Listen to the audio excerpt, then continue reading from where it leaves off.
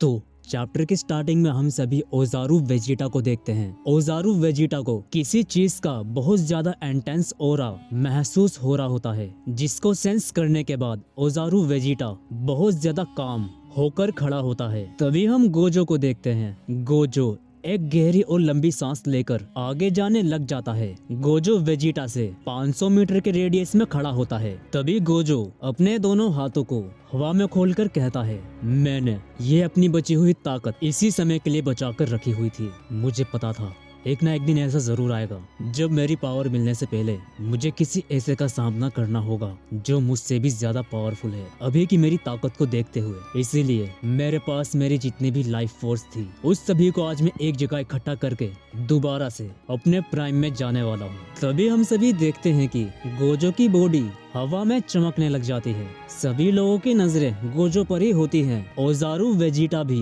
Gojo की power को sense कर लेता है और वह हमला करने के लिए गोजो की तरफ बढ़ता है। इस टाइम तक गोजो की दोनों आंखें बंद होती हैं, तो उसे नहीं पता है कि ओजारू वेजिटा उसके ऊपर हमला करने के लिए आ रहा है। तभी हम ओजारू वेजिटा को देखते हैं। ओजारू वेजिटा ने गोजो के ऊपर हमला कर दिया होता है और इस चीज को गोजो भी सेंस कर लेता है। गोजो के पास बिल्कुल भी मूवमेंट करने का टाइम नहीं होता, लेकिन तभी हम देखते हैं कि गोजो एकदम सही सलामत खड़ा है और गोजो किसी को देखकर बहुत ज्यादा हैरान हो जाता है। तभी गोजो कहता है कि क्या माहोरागा। तभी हम सभी देखते हैं कि एंड मोमेंट पर माहोरागा ने गोजो को ओजारू वेजिटा के हमले से बचा लिया होता है। अब माहोरागा और ओजारू वेजिटा एक दूसरे के आमने सामने खड़े होते हैं। माहोरागा सीधा ओजारू वेजिटा के ऊपर कूदा होता है, जिसके चलते ओजारू वेजिटा गोजो से थोड़ा दूर हो जाता है। तभी हम मेगुमी को देखते हैं और हम सभी को पता चलता है कि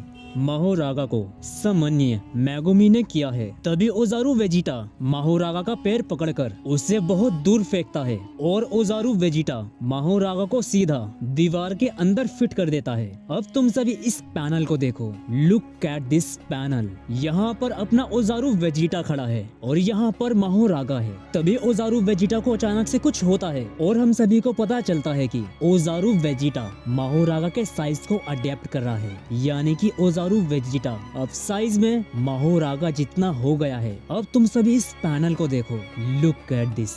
तभी सीन शिफ्ट होता है और हम सभी माहोरागा को देखते हैं। अंधेरे के अंदर माहोरागा की आंखें चमक रही होती हैं। तभी माहोरागा का हाथ उस अंधेरे से बाहर आता है और माहोरागा उस अंधेरे में से उठकर बाहर आता है। अब तुम सभी को क्या लगता है कि आगे क्या होने वाला है? अब यहाँ पर एक पूरी अल्टीमेट दो बीस्ट की लड़ाई होने वाली है। एक तरफ अपना बिग रागा है और एक तरफ अपना ओजारू वेजिटा। तुम सभी को क्या लगता है इस फाइट को आखिर कौन विन करेगा? नीचे कमेंट बॉक्स में तुम सभी बता सकते हो। तभी वेजिटा माहोरागा को देखता है और माहोरागा वेजिटा को देखता है और माहोरागा वेजिटा को देखकर एक एविल स्माइल करता है। तभी वेजिटा और माहोरागा एक दूसरे की तरफ बहुत तेजी से एक दूसरे को मारने के लिए बढ़ते हैं। यह दोनों एक दूसरे के आमने सामने आते हैं और इन दोनों के पंचेस आपस में एक दूसरे से टकराते हैं। जैसे इन दोनों के पंचेस आपस में एक दूसरे से टकराते हैं, तभी सीन शिफ्ट होता है और हम सभी एक टेम्पल को देखते हैं। यह टेम्पल हजारों सालों पहले बना था। तो चलो अब मैं तुम सभी को इस टेम्पल की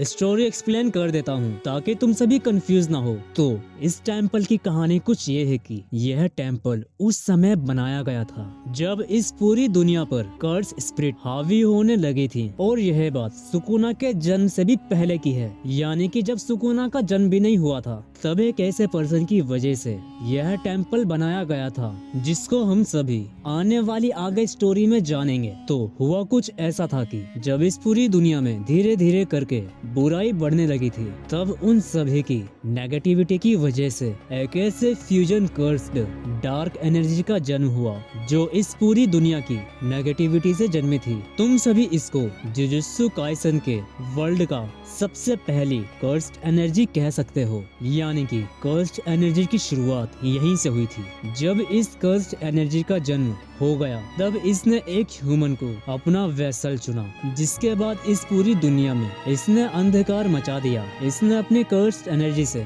लोगों को इन्फेक्ट किया, जिसके चलते इस पूरी दुनिया दुनिया में कर्स्ड एनर्जी धीरे धीरे करके बढ़ने लगी और एक टाइम ऐसा भी आया जब पूरे जापान पर कर्स्ड एनर्जी ने अपना कब्जा कर लिया। और यह बात कोई छोटी मोटी बात नहीं है। उस समय पूरे जापान के अंदर बस कुछ ही गिनती के ऐसे गिने चुने लोग बचे थे जो कर्स्ड एनर्जी में तब्दील नहीं हुए। बाकी जापान के जितने भी नॉर्मल सिटीजन्स थे वो सभी कर्स्ड एनर्जी में कन्वर्ट हो गए थे, जिसको देखते हुए जापान में एक बहुत बड़ा इवेंट हुआ जिसमें उस कर्स्ड एनर्जी को जापान के सबसे बड़े और बहुत ज्यादा एज्ड ओल्ड मॉन्क ने उसे कर्स्ड एनर्जी को जापान के एक सबसे पवित्र टेम्पल में उसे सील कर दिया। लेकिन जाते जाते तुम सभी एक चीज और सुनकर जाओ, वो जो ओल्ड मॉन्क था उसने उस इवेंट में उस कर्स्ड एनर्जी को इनवाइट किया था और वो जो फर्स्ट कर्स्ड एनर्जी यूजर था वो उस इवेंट में भी आया। और वो अकेला नहीं आया बल्कि वो उन सभी कर्स्ड स्पिरिट्स को साथ लेकर आया था जो किसी टाइम पर इंसान हुआ करती थी। और उस जापान के इवेंट में एक तरफ जापान के सबसे इंटेलिजेंट पावरफुल लोग थे और दूसरी तरफ वो फर्स्ट कर्स्ड एनर्जी यूजर, और उसने जितने भी लोगों को कर्स्ड में बदला था वो भी सब वहीं पर थे। दोनों पक्ष एक दूसरे के आमने सामने थे। उस ओल्ड एज्ड मॉन्क ने उस फर्स्ट कर्स्ड एनर्जी यूजर से पूछा, आखिर तुम कौन हो और हम इंसानों से क्या चाहते हो? हम इंसानों ने तुम्हारा क्या बिगाड़ा है जो तुम उन मासूम इंसानों की जान को छीन रहे हो? बताओ आखिर तुम क्या चाहते हो हमसे? मैं कौन हूँ? मुझे नहीं मालूम कि मैं कौन हूँ, लेकिन मुझे इतना जरूर पता है जिस तरह इस प्रकृति ने इस इंसानी जाति को इस दुनिया में बनाया है ठीक उसी तरह मुझे भी इस प्रकृति ने बनाया है। और जिस तरह इंसान अपनी प्रजाति को बनाए रखने के लिए अपनी जनरेशन को आगे बढ़ा रहा है ठीक उसी तरह मैं भी अपनी इस प्रजाति के सर्वाइवल के लिए अपनी प्रजाति को आगे बढ़ा रहा हूँ। और जितना इस दुनिया पर इंसानों का हक है उतना ही हमारा भी है। इसलिए मैं चाहता हूँ कि जिस तरह तुम सभी इंसान अपनी जिंदगी जी रहे हो उसी तरह हमें भी चैन से जीने दो। और इसी के साथ इस स्टोरी का फ्लैशबैक खत्म होता है और हम सभी प्रेजेंट में आते हैं। प्रेजेंट के अंदर हम एक बहुत पुराने टेम्पल को देखते हैं जो कि हजारों साल पुराना होता है। और यह वही पवित्र मंदिर है जहाँ पर आज से हजारों साल पहले जापान का वो सबसे बड़ा इवेंट हुआ था। तभी हम वहाँ पर दो लोगों को देखते हैं जो उस टेम्पल के बाहर खड़े होकर उस पवित्र मंदिर की रक्षा कर रहे होते हैं। अब मैं तुम सभी को थोड़ा इन दोनों के बारे में बता देता हूँ कि यह दोनों कौन है। यह दोनों जोजुका ब्रदर्स हैं और यह दोनों कई सालों से इस टेम्पल की रक्षा कर रहे हैं। ये जो जोजुका ब्रदर्स हैं इनकी जोजुका जनरेशन के पूर्वज तब से इस टेम्पल की रक्षा कर रहे हैं जब से जापान के अंदर वो इवेंट हुआ था। तब के बाद से जोजुका परिवार की हर जनरेशन अपने टाइम पीरियड में इस टेम्पल की रक्षा करते हैं। तभी अचानक से वहाँ पर किसी के कदमों की चलने की आवाज आती है जिसको सुनकर जोजुका ब्रदर्स बहुत ज्यादा हैरान और सीरियस हो जाते हैं। तभी वो जो शख्स होता है जिसके कदमों की आवाज जोजुका ब्रदर्स ने सुनी थी वो शख्स जोजुका ब्रदर्स से कहता है, ओह तो तुम हो जोजुका ब्रदर्स? ओह तो तुम जोजुका ब्रदर्स हो ना? तुम्हारे बारे में मैंने काफी सुना है। लोग बोलते हैं कि गोजो फैमिली के बाद अगर कोई ताकतवर है तो वो जोजुका फैमिली है। लेकिन मैंने कभी सोचा नहीं था कि जोजुका क्लैन के सोर्सरर्स से मेरी इस तरह मुलाकात होगी। तभी अचानक से वहाँ पर एक पोर्टल खुलता है और उसमें से एक आवाज आती है, क्या सच में काजीरो यह जोजुका ब्रदर्स इतने ताकतवर हैं? अरे किमोटो तुम भी यहाँ पर आ गए? हाँ मैं भी आ गया और मैं अकेला नहीं आया हूँ, मेरे साथ बाकी सब भी हैं। तभी उस पोर्टल में से और भी लोग बाहर निकलते हैं। तभी जोजुका ब्रदर्स उनसे कहते हैं, तो तुम सब इस टेम्पल के बारे में कैसे जानते हो? इसका मतलब तुम सब कोई नॉर्मल ह्यूमंस नहीं हो। और ये जोजुका ब्रदर्स तो काफी ज्यादा इंटेलिजेंट है, इन्होंने तो हमें देखकर ही बता दिया कि हम कोई आम इंसान नहीं है। फालतू की बातें छोड़ो और तुम यह बताओ कि तुम कौन हो और यहाँ पर क्यों आए हो? तभी अचानक से एक आवाज आती है और कहती है, इसका जवाब तुमको मैं दूंगा। तभी उन सभी की नजरें आसमान की तरफ जाती हैं और हम सभी देखते हैं कि आसमान में हवा में कोई खड़ा होता है। तभी वहाँ पर जो लोग होते हैं वो उस मिस्टीरियस कैरेक्टर को देखकर अपना सिर नीचे झुकाकर